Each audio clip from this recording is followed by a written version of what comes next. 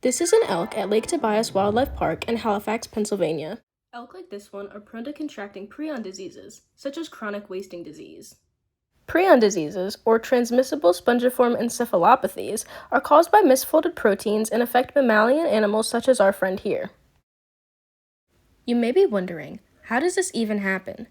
TSCs like those that cause CWD are transmitted through bodily fluids such as blood, urine, feces, or saliva, infected environmental factors, genetics, and meat of infected mammals.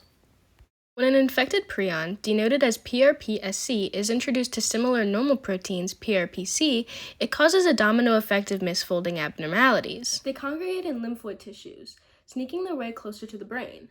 Traditionally, the theory is they cross the blood-brain barrier, thus causing neurodegenerative implications. However, recent studies question whether crossing the blood-brain barrier is necessary for the disease to aggregate and consume life. A 2018 study conducted by Keller et al. Seems to think that the replication of the PRPSC protein is the most important factor, and this can be done in the peripheral lymphoid tissues, which help remove waste, bacteria, and damaged cells. In this theory, the prions assault the central nervous system via retrograde axonal transport. In this process, materials move from the axon back to the soma, where proteins are synthesized. Using these tactics, the crossing of the blood-brain barrier is deemed unnecessary. Similar viruses that compute this method are herpes and rabies. As of right now, these diseases are incurable and 100% fatal. But rest assured, they are extremely rare, only about 1 in a million. Maybe get your mom to stop telling you that you're 1 in a million, and you'll probably be good in the long run.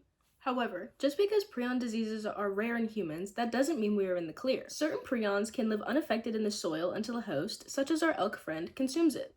And then the process begins again. Animal consumes infectious prion.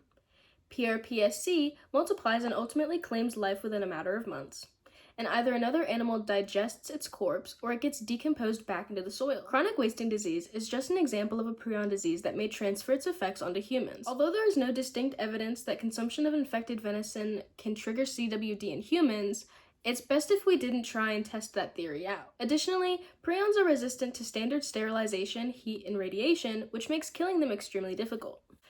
If you incinerate a prion at 1,000 degrees Celsius, you eliminate its infectivity rates altogether. However, if you scale back down to 600 degrees Celsius, infection may still occur. In all, there is no telling what the future holds for prion diseases. Evolutionarily, if we determine a conclusive strategy to combat them, we risk the counteracting adaptations. To be or not to be, to act or to remain stagnant. That will always end up being the question.